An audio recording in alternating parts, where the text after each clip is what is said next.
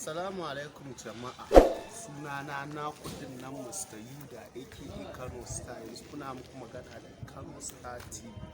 Wanda farkon zuwan shi ne je danna mana subscribe sannan ya danna alamar ƙararrawa da zarar mun tura zai ji kalala. Yau muna tare da babban babanmu a cikin wannan shirin.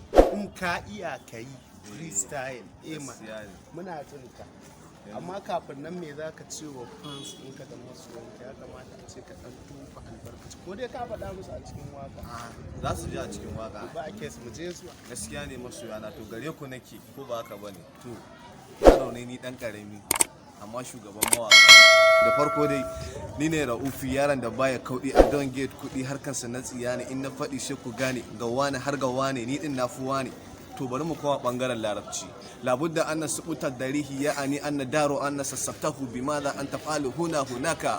Fans gare ku nake, ku saurara ku ji wasu baituka gare ni akan wannan waƙar. Wasu ma sun so su rene ni wallahi. Ka kai din kenan mana idan ka isa kayi sunan wannan shirin namu in ka isa